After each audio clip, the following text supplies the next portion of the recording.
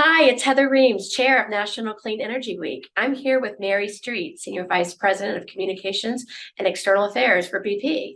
Hey, Mary, thanks for being here. Hi, Heather. How are you? I'm great. Hey, tell me a little bit about your job.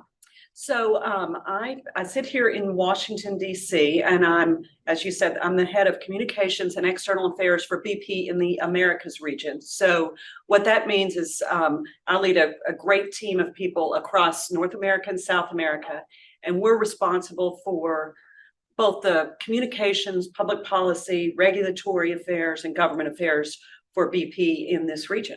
Well, question for you. So a couple of years ago, BP announced that it's going to net zero by 2050 or sooner. Can you tell us a little bit about those goals? Sure. Well, in 2020, we announced our aim to be net zero by 2050 or sooner, and to help the world get to net zero.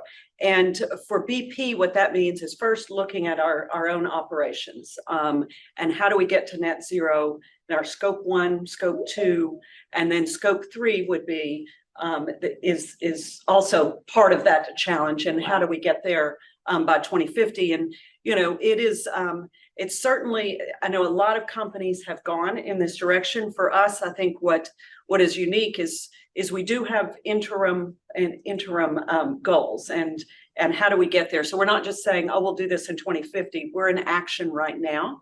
And so by 2030, if you look at our CapEx and our spend, I think that's really a way to sort of measure what companies are doing. And more of our investments are going into the lower carbon space. So we're in offshore wind, we're looking at hydrogen and CCUS, and we're in action there as well, globally, but also right here in the US. Awesome. So tell me about your interim targets you have. Well, as I said, BP 2050, net zero by 2050 is our aim, but we have interim targets by 2025 and 2030 to get us there. And one of the key areas is our CapEx. And so our aim by 2030 is to have 4 to 5 billion of our CapEx, which represents right now about a third of our CapEx, in these lower carbon or transition businesses. So that is a key signal, and it's a key place for us to measure our progress. So that's number one. And we're in action there. We're in offshore wind now. We have a 50-50 joint venture with Equinor off the coast of New York and Massachusetts, the Empire and Beacon projects. Those are in action. We're also in electric vehicles. So we acquired a company called Amply, and it's now BP Pulse.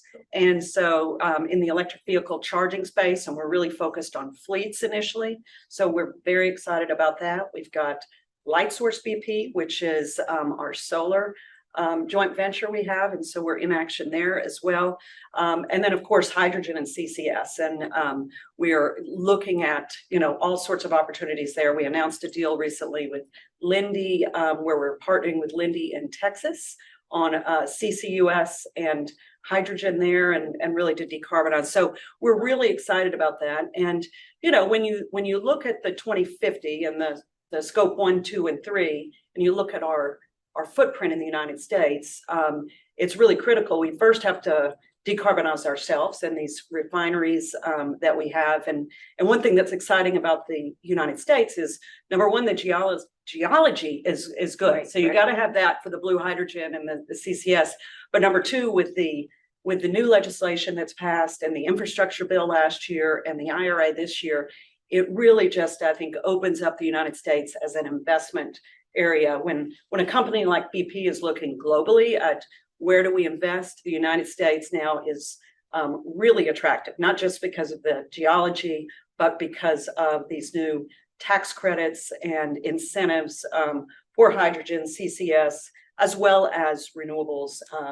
And it's just, the United States is a great place to invest, and it includes in the Gulf of Mexico with our oil and gas, and in Texas and the Permian. So we're just really excited about the opportunities and the U.S. as an investment. Fantastic. Mm-hmm. So I'm gonna build on the carbon capture, utilization, and storage, and hydrogen. They've always gotten bipartisan support on Capitol Hill. Then we had the Inflation Reduction Act that extends 45Q, the tax credit, and makes it more flexible to use. and the hydrogen is also getting a tax credit as well. Is that going to help BP in its space? It's a tremendous opportunity. And I think for the United States as a whole, because, BP is a global company, we're looking all over the world. When we think about net zero, it's not just the United States, it's where do we put these investments? And I think the new legislation and the infrastructure bill last year is really a game changer for the United States and the investment that for BP where we want to go. So we have 3 refineries here in the US and our largest refinery in Whiting and another refinery in Washington State. And those two, when you think about net zero, how do you decarbonize both our own operations, but then heavy industry? And I think hydrogen and CCS are going to be key to that. And also in Texas. So we're in action there. We announced a project with Linde with CCUS and hydrogen. And so just the IRA though, and the infrastructure bill, I think they really open up opportunities for the United States. It's such an exciting time in this industry. So tell me more about the offshore wind. You were saying that you are investing in offshore wind. And of course, the IRA also helps with some tax credits there as well. Will that really help you diversify more so into renewables? It will. I mean, I think we're looking at so many different things. Offshore wind is very exciting, and we have a joint venture with Equinor, and so we have 2 massive projects off the coast of New York and Massachusetts, Empire and Beacon, with Equinor, and those are progressing and they're moving forward, and it's going to mean jobs and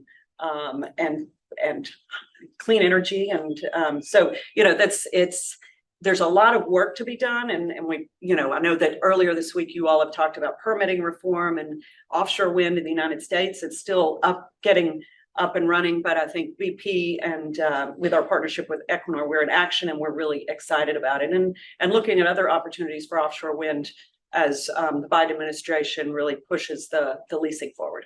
So you mentioned permitting reform. I can't finish up this conversation without permitting reform. So what kind of things, what do you need, does the company need to expand? Are there benefits that you would have from any kind of permitting modernization that you're looking for? I think permitting across the board, it's the certainty and the timing that is critical. And it's for, as we look as BP globally, and you have to look at the time value of money and how long it's going to take to get something to start, get it in action. And permitting, if it takes, if it's multi-year and if it's 10 plus years, right, that's a problem. And so, and it doesn't matter if it's a renewable project, a hydrogen, CCUS, or traditional oil and gas. I think across the board, permitting reform is really critical to unlock the clean energy, but just energy in general. And so to the extent the federal government can be working with the states and looking at these timelines and trying to streamline activity, I think that's going to be really important for all projects. Just a quick question. Are you optimistic? I am optimistic. I mean, I think, it's not permitting reform.